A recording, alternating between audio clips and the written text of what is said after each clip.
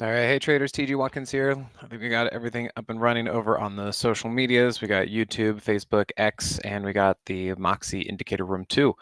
So good to see you, everyone out there. And just a little bit of house cleaning or housekeeping tonight or today. Later this afternoon, about 30 minutes after the market closes, we're going to be doing a simpler trading trader meeting conversation. So we do this twice a month, and it's for our annual subscribers. And so I'm going to be leading, hosting, moderating this one today. And then we have Chris, Mary Ellen, Joe, and Trendy John on. So we've got a full house with that. Should be interesting to see their insights with this market. I've got a list of questions. I also got some questions that might be really good to address for beginner type traders. So not just about, hey, what do you think the market's doing today? It's going to be a lot about how do we actually become better traders. So if you guys are annual members, we'll see you there. If not, subscribe to be an annual member. You basically, I think the math works out to where you almost get 1/4 for free. So it's buy 3, get 1 free kind of deal if you guys sign up for the annual subscriptions. Hyde, good to see you. Or Eric, good to see you. Eric Hyde. I always think Jekyll and Hyde when I see your name. And then, yeah, brighter side, good to see you. Appreciate the email the other day, since we've been talking so much back and forth about the bearish side on the market, which still isn't quite there, but I see that you're taking it a little bit. So let's go dive in, take a look at some things. Basically, I've just kind of been waiting for the market to pull back, settle in, and we had a bit of an up morning today, and we're going to have to see if this works or not. But when we had the FOMC pop, it got overbought, and basically since then we've been just kind of waiting for the S&P to drift on down into support. Okay, no problem. So I guess brighter side, if you wanted to take a short, there was your opportunity to basically sell the bounce. So until we really see some bearishness in here or see some sell signals or something like that, if you really want to trade the short side, I guess the best way to do it is to short the bounces instead of trying to find any kind of continuation to the downside. Because right now, and maybe this will change tomorrow or the next day, which by the way, Friday, the market is closed for Good Friday. So we have a 3-day weekend and a 4-day week. So don't show up on Friday. Nobody's going to be here. It's going to be a bunch of crickets. So we have that. If that's going to be your tactic for trying to short this market, you got to short the pops because there has been no follow through yet to the downside. Yeah, glad you're seeing that that's working out for you. Obviously, that can only be short-term type stuff because it really hasn't been working otherwise. All these dips keep getting bought, so that is something. And then if we look at the NASDAQ, there seems to be a bit of a rotation going on because the NASDAQ is the weakest today. So tech is getting hit today. The S&P is in the middle, and then the Dow and the IWM actually look like they're up. So I am seeing a rotation into more like industrials and kind of some commodities. So I think we're pretty well diversified. We have a full list going in the Moxie room, and we do have some names like that that are staying active and up and are moving up today. They may not be the most exciting names, but they are the slow and steady type stuff that's nice to have in your portfolio so that it kind of helps level out everything else that might be going on, any kind of craziness if we trade high beta stocks. All right, then you can see here, same thing. We had that big bounce from the FOMC, and it was a little bit shaky for a couple days, but you can see we have price back down to the hourly 50, which reminds me, let me go show you guys this real quick, NVIDIA. I had, when I was in the Simpler Essentials room yesterday and the Moxie room, I had some people asking me like a lot of questions about NVIDIA, like, really, hey, what about NVIDIA? And so clearly they're in it. And I said, well, how's that for a double top, right? So there you go. And then I also said, it sure looks to me like it wants to pull back a little bit more, probably somewhere to the hourly 50 at least. And looks like we're getting that today. Let me see if it started yesterday. Yeah, even yesterday. You can see even yesterday, it started about halfway through. I mean, let's see, right there. Yeah. So even yesterday, you can see price got rejected on the 15-minute time frame and even was down halfway yesterday. So not too surprised. At some point, these things are just going to be like, they're going to be too high at some point. And the market's going to either say, okay, we need this to rest. And so in the best case scenario, they start flagging sideways to take a break. I guess in the worst case scenario, they actually start moving down and pulling back as traders say, yeah, we've had enough and we're going to start cashing in. Do keep in mind, Some of this could be attributed to end of quarter rebalancing. There's some talk about that. And then also end of the month. So you kind of got a double whammy in that area. So Khan, are you asking about the Moxie indicator? Is anything you can read to gain more knowledge on this? Well, if you go to simplertrading.com/Moxie, we do have a full web page there that shows a lot about the Moxie indicator. It's kind of our whole sales pitch if you want to check out more there. Otherwise, you can go to profit-pilot.com or my YouTube channel on Profit Pilot, and I put out videos twice a week, and they're always kind of talking about the Moxie indicator. So really, if you want to find more information, just kind of keep sticking around, and I keep talking about it all day, every day. So yeah, if you want to find more information, that's how you can do it. All right, so let's see. Okay, you keep trying to, bearish on the Nasdaq, all that kind of stuff. I would still be hesitant about that. Maybe it's going to take a break. I get it. I look at this and I'm like, yeah, how long is this going to stay this way? How long can this stay up before actually moving down? Not sure. And if we look at the Dow, that was the other thing. I was looking for the Dow to actually not break down, but I wanted to see a more robust pullback. And we didn't get that. Really, all we got was this sideways flag that brought price closer to support and to moving averages, and then it was able to go higher. So I guess, in one regard, that might be all we really need. Until I really see some other stuff, that's all it needs. And the IWM continues to look pretty good. It too had a big pop from the FOMC. And what it do? It just pulled back one day and then went sideways, and now it looks like it's trying to go up again. So that doesn't look bad at all. And a lot of these things, if we're in a good strong market, it just takes time to fix stuff. It doesn't always mean it has to go down. So that's why I say that if you're trying to short this market, just be careful or be very quick about it. All right, let's see what else you're looking at. BBAI. You gotta be careful with this stuff. The whole AI situation. I mean, even AI itself, and I know this isn't like AI, but this is part of that area. It's gotten a lot of hot hype and stuff, even up on earnings, and it's just fizzled since then. So this could be not necessarily the official rotation, but basically if people are finding that the AI thing, like everybody and their mom knows about AI right now, well, it's probably saturated. Like when is the top of a market of either the whole market or a sector or something? When everybody's in it, because then there's nobody left to get in it, right? And that's when the professionals start getting out of it and stuff, where they can tell when it's all saturated. So when your grandma starts talking about wanting to buy NVIDIA, that might be the top of the NVIDIA trade. So yeah, keep that in mind. AI, all that stuff. Okay, BBAI. BBAI really is not doing much. You can keep an eye on it, but we'll see. Sorry, it's the first time I had to be really talking this morning. All right, JMIA. That's this was another one I've been watching. I was really impressed that this thing took off after earnings. There was a nice move on the hourly chart. I was watching this, but I just didn't even think that JMIAI was going to do this. And then it again just got too overbought.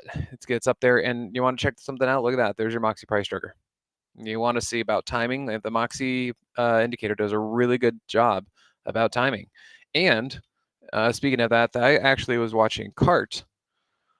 CART was another one. So we made a really good couple of trades on this one. We loaded up here, here, and here. We put on 3 positions down low. So let's just take the average. And we took off 2 exits. So let's do an average. So an average of 25%, which was one of the easiest trades that we've made in a long while. This thing it wasn't necessarily slow, but it was very steady. It's just every day going up, just crawling, just let it go, let it go, let it go. And I left a little bit on the table. That's fine. You try to catch the bulk of a trade. You don't always want to be the first, and you don't want to be the last. You just want to catch somewhere in the middle. And you can see, look right here, Moxie price trigger. I think it was yesterday that thing showed up. And look what happened. That is the first time that price broke the hourly 50. So talk about timing. The Moxie indicator does a really, really good job about, timing abilities. And you can see there is your negative divergence. So price kept trying to go higher. The Moxie indicator went lower. Boom. There is your trigger. So yeah, nice job on that. We'll have to give this a little bit more time. I'm looking towards at least the daily 21. and we'll have to see if it can actually bounce. Now, the reason I'm looking at that is because if you look over at GBTC, which is really just the ETF for Bitcoin, what did it do? Notice how it broke down.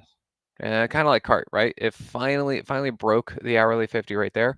And what did it do? It right down to the daily 21, and then it bounced. So that's why with CART, I'm looking for something around the 21, and we'll see if there's a pretty quick dip to buy or a continuation or something to that extent. Yeah. So that's what I'm looking at. Okay, let's see. Patrina, yeah, good to see you guys. We got a lot of people in here today. Chatty, love it. Gives me some good direction to go with. AVGO. Well, tech's getting hit today, so as we said there, and really this kind of follows that same pattern that we talked about with the S&P and the overall market was everything jumped up on the FOMC day. And things were already pretty high, the market's already pretty high, so it was kind of unlikely to jump up and keep going, at least from a market standpoint and from a lot of these tickers. So you have to understand that that move up from FOMC basically needed to either get digested or needed to kind of take time until it found more support. And I would say that's what's happening here is it jumped up and it's like, oh, hi, and no one's around me. Like, what do I do? Okay, I'm floating in midair. And so it needed to go sideways to down until it could find some support. Now, always the question is this the support and will it keep going up from here? We don't always know that, but at least it's doing a better job. At least it's at the hourly 50, at least it's at the daily 21, and at least you have the daily 50 coming up behind it too. So that's not to say that it can't just chop around for a little bit, but I think from this little kind of move, you should have expected something like that. This market's not quite ready where it can jump up and really run. It jumps up, needs to digest, and it could be needing to take a little bit of a break. That also reminds me, if we come over here and we look at the internals, the number of stocks over their 20-day SMA has actually done really well. You can see it's gotten a little zigzaggy as of lately. That going into FOMC, I looked at this and said, oh, that is going to be the beginning of this market probably topping out and needing to take a longer term break. But then we had the FOMC and everything jumped back up. And I was like, oh, okay, I guess that's not the situation. I guess everything's still fine. And then we kind of come back down. So it's right now getting a little choppy. I can't really make heads or tails of this too much because it's actually doing well. It's actually staying at a high area and going sideways. Now, if we notice that this starts to trend down, that might be a sign that things are getting a little bit weaker. Same thing with the 50-day. We are seeing just a bunch of chop, and for the most part, it's looking pretty good. It is at a high area, which is amazing. So we'll have to see how long this market just can kind of cruise on by with this.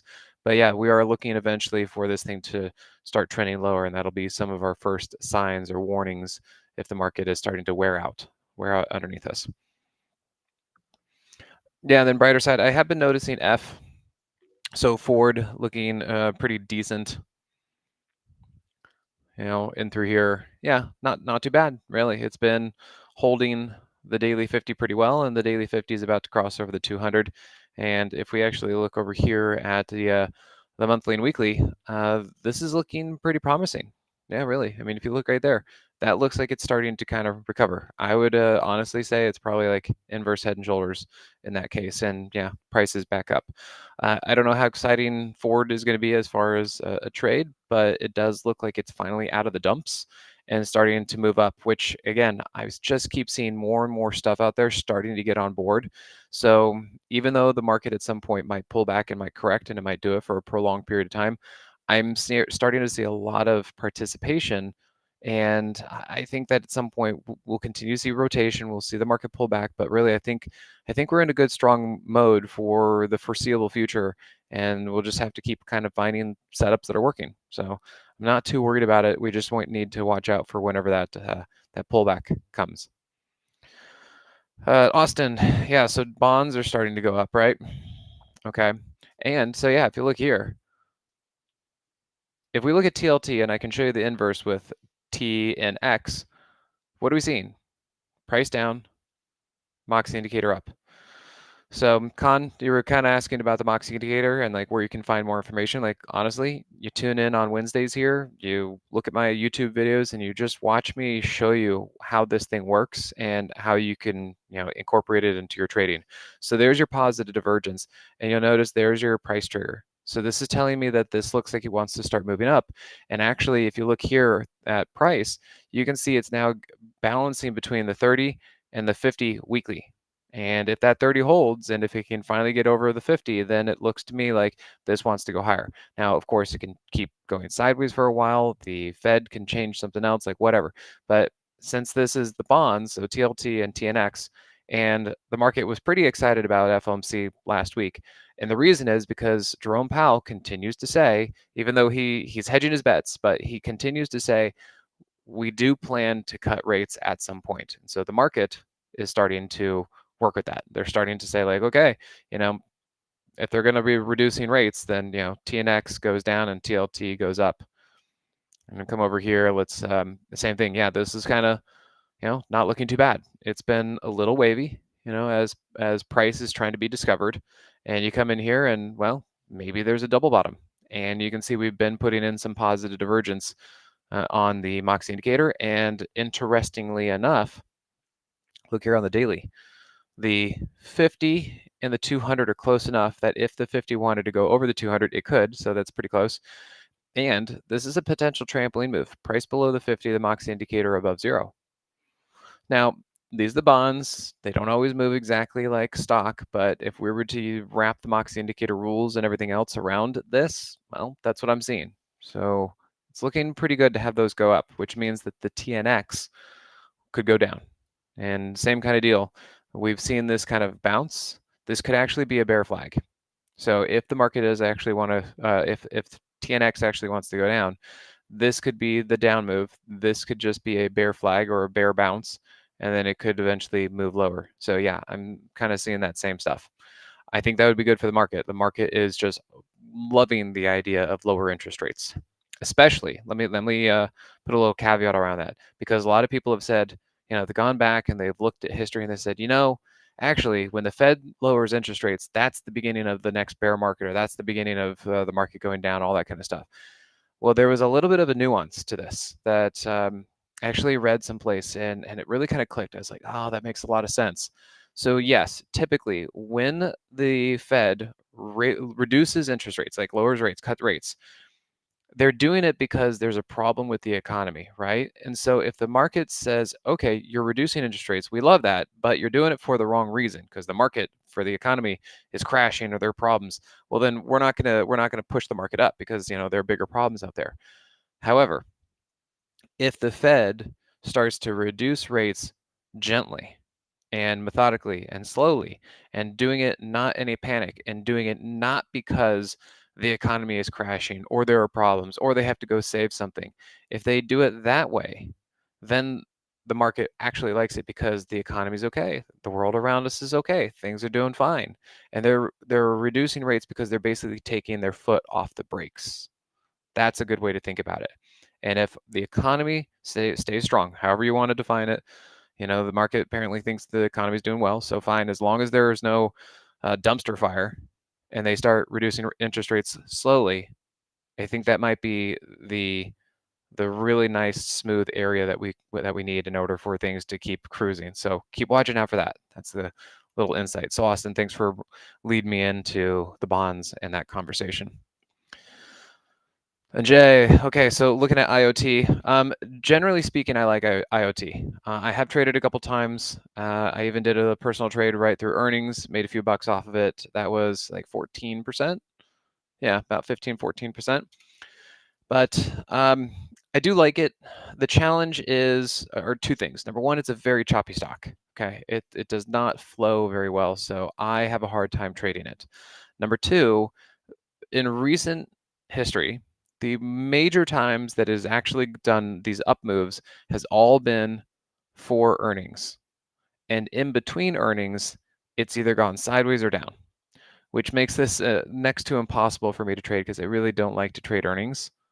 And one of these days, the market's not going to like the earnings, or it's going to see something, and one of these days the earnings is just going to drop. I don't know when it is. It could be next month. It could be 10 years from now. Who knows? But that's what's the challenge. Yes, of course, this thing is clearly in an uptrend. So if you want to trade it to the upside, do it. But just understand those two things: choppy, and the only times it's gone up is on earnings. So yeah, do what you will about that one, Ajay. All right, so let's kind of wrap it up there. As I said, we're seeing some good commodities type stuff, and in fact, I'll give you guys a little bit of a heads up. So Alcoa Aluminum is one of these trades that we're in, and I actually made this, I guess you call it a semi-public trade, because last week, yeah, I think it was last week, Joe, Allison, and I were doing the virtual money show, and we were talking about live trades and stuff like that. And there wasn't much of a day trade. In fact, Joe managed to click one off very, very short, very quick, because it was FOMC day. But I said, I'm going to give you guys something. I'm looking at something out there, and let me see if there's a trade that I can put on that I think is actually going to set up and work for the long future. And it was AA, so Alcoa, and it was basically right around here, and it's still up, still doing well. So as I said, it's not going to blow your socks off. It's not going to be an awesome, hot, frothy kind of name, but I think it's going to be a nice kind of slow and steady, one of those things you can keep in your back pocket, and you check back and hey, it's doing pretty well. So yeah, I think that's kind of the category of what this one's going to be. It's setting up very nicely. It came out of a trampoline move on the daily chart. And as I said, it is up on a day when a lot of tech is getting hit. So there is definitely a rotation that's going on out there. And something like this is doing well in that sense. All right, guys, I'm going to be heading out. Remember, for those annual subscribers to Simpler Trading, we're going to be doing the trader call today. So we got Trendy John, we got Joe, we have Chris, Mary Ellen, and myself. I'm going to be leading the thing. So we shall see you guys there. Looking forward to it. And other than that, I'll see the rest of you guys Wednesday out on these social medias. All right, take care.